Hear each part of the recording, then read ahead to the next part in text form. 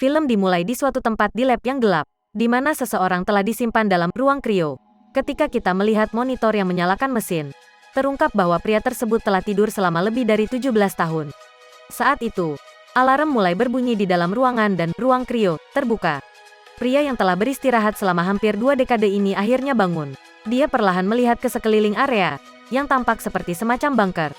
Tak lama kemudian, pria yang tidak disebutkan namanya itu membuka masker oksigennya dan mulai mencari makanan dan essentials lainnya di tempat itu.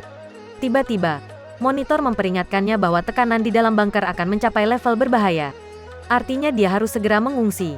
Di adegan berikutnya, pria itu mengenakan pakaian pelindung ultra, mengambil beberapa senjata, dan perlahan keluar dari bunker. Untuk alasan keamanan dia juga memakai helm yang memungkinkan dia bernafas dari dalam. Segera, dia memanjat bunker dan apa yang dia lihat membuat tulang punggungnya merinding. Dunia yang dulunya penuh dengan kehidupan dan tanaman hijau, telah hancur berantakan karena serangan nuklir. Segala sesuatu di sekitarnya, mulai dari bangunan hingga monumen dan bahkan satwa liar telah hancur. Tidak ada satupun tanda kehidupan dan yang lebih parah lagi, hujan terus turun dengan deras. Hujan mengandung unsur radioaktif, yang akan langsung membunuh organisme hidup. Semuanya tampak begitu suram dan gelap sehingga pria itu menyesal keluar dari ruang krio. Namun, dia masih berharap ada seseorang atau sesuatu di sana. Saat pria itu berkeliaran di sekitar area, dia tiba-tiba mendapat pesan di monitornya yang menyuruhnya pergi ke titik pertemuan. Tempat itu berjarak sekitar 10 km, dan melalui wasteland ini akan memakan waktu berjam-jam untuk sampai ke sana. Meskipun demikian, pria itu percaya bahwa risiko itu layak diambil. Dia hanya tidak ingin terus hidup di dunia bobrok dan menakutkan ini sendirian. Sepanjang jalan kami melihat beberapa surat kabar tergeletak di jalan, yang memiliki tajuk utama perang. Ini menunjukkan bahwa dunia telah dibawa ke kondisi ini oleh serangan nuklir, yang diluncurkan karena perang. Saat pria itu melangkah lebih jauh, dia menemukan beberapa mobil terbengkalai yang mungkin telah tergeletak di sana selama bertahun-tahun. Dan karena radiasi yang parah warnanya hampir hilang. Bahkan, seluruh tempat terlihat seperti film hitam putih. Semuanya begitu menyedihkan dan tenang. Tetap saja pria yang penuh harapan itu terus berbaris, dengan senjata di tangan. Setelah beberapa saat dia sampai di sebuah bangunan yang hancur, yang terlihat seperti bekas kantor pemerintah. Pria itu dengan cepat masuk ke dalam mencoba menemukan sesuatu yang berguna. Tetapi yang membuatnya cemas, yang bisa dia dapatkan hanyalah telepon, yang bahkan tidak memiliki sambungan dan dari penampilan tempat itu sepertinya penduduknya pergi atau meninggal beberapa waktu yang lalu. Di adegan berikutnya, pria itu keluar dari gedung dan melanjutkan perjalanannya. Sayangnya, ketika dia mencoba menavigasi menggunakan monitornya, dikatakan tidak ada sinyal. Karenanya, dia sekarang harus berjalan tanpa bimbingan apapun.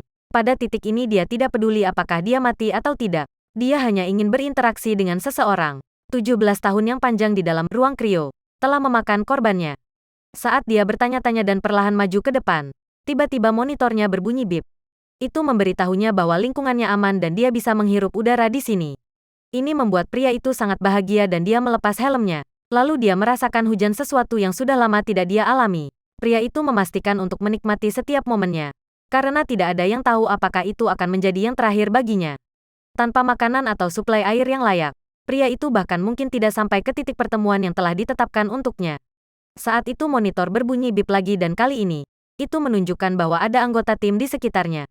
Sebenarnya dia hanya berjarak 205 meter. Bersemangat, pria itu dengan cepat mengumpulkan barang-barangnya dan bergegas ke tempat itu.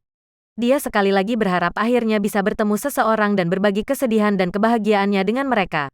Namun sayang, ketika sampai di tempat tersebut ia hanya menemukan sebuah helm milik orang tersebut. Helm dalam kondisi buruk menyiratkan bahwa pemiliknya sudah lama meninggal. Ada juga radio di dekatnya yang memancarkan sinyal ke pria itu. Setelah pria itu terisak beberapa saat, dia membawa helm itu ke tempat terdekat dan memberikan penguburan yang layak kepada pemiliknya.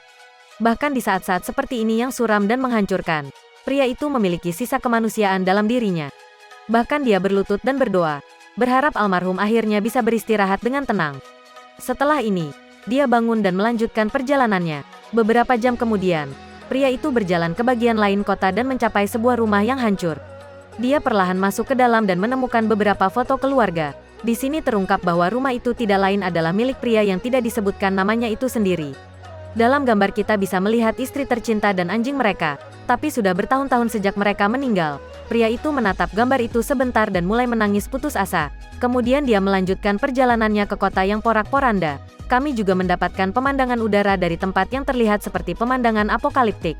Semuanya hitam dan putih dan radiasi telah mengambil alih tempatnya. Kami juga melihat beberapa poster dinding yang berbicara tentang perang dan pembunuhan. Pria itu memandangi mereka sebentar dan mencemooh.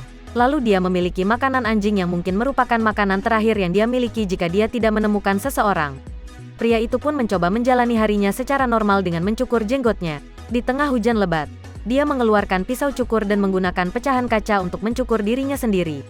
Tetapi saat dia melakukannya, monitor yang dia gunakan untuk mendapatkan petunjuk arah tiba-tiba mati. Baterainya telah mati dan dengan itu satu-satunya harapan pria itu untuk mendapatkan pertolongan juga mati. Hancur, dia mulai menangis seolah-olah dia kehilangan anaknya sendiri. Di adegan berikutnya, pria itu memanjat gedung tertinggi di kota untuk melaksanakan rencana terakhirnya. Karena dia tidak memiliki siapapun untuk membimbingnya melewati tempat yang hancur, dia harus memberi sinyal bantuan melalui langit. Ini adalah saat dia mengeluarkan pistol suar dan meledakkannya. Pria itu berharap seseorang akan menemukannya dan mengirimnya kembali. Selama beberapa menit pertama tidak terjadi apa-apa dan bersiap untuk pergi. Namun saat itu seseorang menembakkan pistol suar, menandakan bahwa sebenarnya ada seseorang di luar sana yang juga berkeliaran di kota yang bobrok seperti pria itu. Bersemangat, pria itu dengan cepat bergegas ke arah suar itu berasal. Saat ini hujan juga sudah berhenti. Saat itu dia melihat helm di atas mobil. Pria itu ingin mendekati orang tersebut tetapi dia juga waspada terhadap ancaman tersebut. Karenanya, dia mengintai dari sudut dan mengamati semuanya dengan bantuan teropongnya. Tetapi ketika dia tidak melihat siapapun, dia mengeluarkan senapannya dan perlahan melanjutkan. Siap menghadapi apapun yang menunggunya. Dia mengambil posisi bertahan di dekat mobil tapi tiba-tiba sebuah pistol dari arah lain. Ketika pria itu berbalik, dia menemukan seorang wanita mengenakan alat pelindung yang sama dengannya, siap untuk menembaknya. Keduanya yang jelas-jelas tidak percaya satu sama lain menatap tajam untuk sementara waktu. Tetapi ketika mereka menyadari bahwa mungkin hanya mereka berdua yang tersisa di dunia ini, mereka menurunkan senjata. Bahkan tidak sepatah kata pun terucap, namun mereka langsung mengerti satu sama lain. Film berakhir saat keduanya saling memandang berharap untuk memulai hidup baru lagi. Saya harap Anda menyukainya. Berlangganan untuk menonton lebih banyak video seperti ini, nyalakan notifikasi, dan tinggalkan suka. Tinggalkan komentar jika Anda ingin kami merangkum film favorit Anda sampai waktu berikutnya. Komentar akan membantu mengembangkan saluran kami. Terima kasih telah menonton.